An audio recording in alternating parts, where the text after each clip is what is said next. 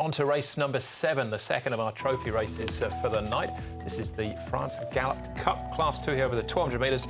David Hall saddles the top two. Mr. Genuine, last year's winner in Super Turbo. Fortune Booth gets the cheek pieces on for the first time. Of course, the distance winner in March. Team Fortune is a 3-time winner over the trip. They've all been on the all-weather though. Epton on his second start gets the hood on. We get down to Fortune Bobo, who goes up in class last week, won over the 1,000, as was Moment of Power. And Gunnison, he gets up from the 1,000 to the 1,200. He finished behind Jumbo Luck last time. Yeah, Moment of Power's real speciality is 1,000 metres. It's still a little bit debatable whether he can sustain it at this sort of level over 1,200, but what is not debatable is that he'll be out in front in the early stages with his lightweight. Fortune Bobo will want to go forward as well. Leaves it nicely open for the likes of E-Super and Gunnison just to park up in behind. Mr. Genuine's had an outstanding season without winning. 11 starts, 6 minors, and you can throw in a few fourths as well. So plenty of checks for the connections. Unfortunately, they haven't had a winning check yet. A little bit of a freshen up since his last start. He's just moseying along. You can see Fortune Booth, he's quite keen in the mornings. He will carry the cheek pieces for the first time, but he's been wanting to get on and do it. Both his pieces of work on the 15th and the 19th, similar scenario. Really keen to keep moving. He's going well. And Team Fortune, as you highlighted, Andrew, he's got a very good record, this horse, over the distance, but the Valley hasn't really been tried with him that often. Just once in the past. I thought he ran well last start. He's starting to look competitive again. All right, OK. We'll start off, though, with Fortune Booth, who has come up as our favourite with trainer Michael Freedman. Michael, Fortune Booth, good run at Shard 10 last time out, but do you think Happy Valley suits him better? Yeah, he seems to have good form there. I was really happy with his run over the 1,400 here at Shard 10, but I think he's won twice there this season and looked like a nice race for him when the program came out.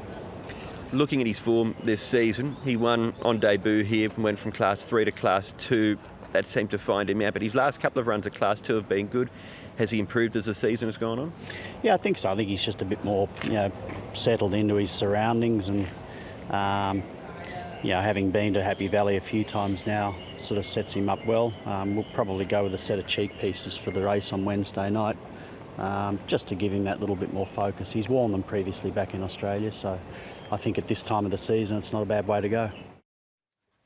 Looks a bit awkward when he works, and races for that matter, but he's certainly showed plenty of heart so far. That's Fortune Booth.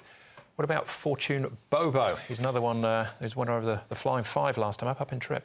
Yep, I'm a bit like John with his description of Moment of Power. Both he and Moment of Power are going to jump and going to run, but their records, even though this guy's won at 1,200, I think they're more specialists at the 1,000. They can pinch one at 1,200 maybe in a sort of weakish race or with a claim. I don't think there's a lot of depth in this race, so I'm siding that he and the other one probably get overhauled. Slight question mark at the class as well, so yeah, for me, not in the numbers. All right, that's Fortune Bobo. We'll stick with the speed then, and Moment of Power.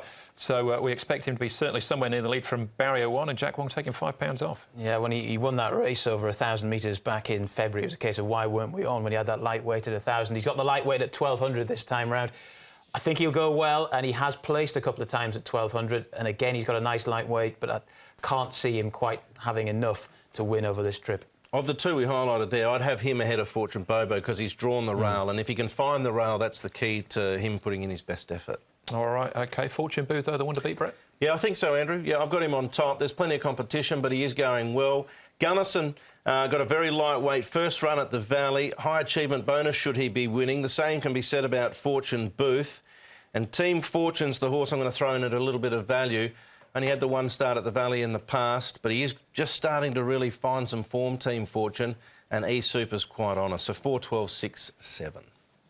It'd be a race caller, Fortune Booth, Team Fortune, Fortune Bobo. I'm going to go with Gunnison on top here, though. I think he get a lovely run just in behind the speed, and I think he should be able to pounce. He's been improving nicely since he's come to Hong Kong. Fortune Booth, there is a big discrepancy between what he does in races where they don't go too quickly and real end-to-end gallops, so I think he must have a strong pace tomorrow night, but if he gets it, he'll run well. E-Super's had a very good season. And Mr. Genuine, he's due a win. He hasn't got a particularly good draw, but the faster they go, the more likely he is to appear on the scene. But I do like Gunnison here. So just keep it simple, as Paul would say. Win 12, move on. Yeah, I hope so. I like him as well, but I think that is the Quinella of the night, if nothing else, the 12 and the 4. All right, that was the France Gallop Trophy. One more race for us to go, plus all the best bets. That comes up next.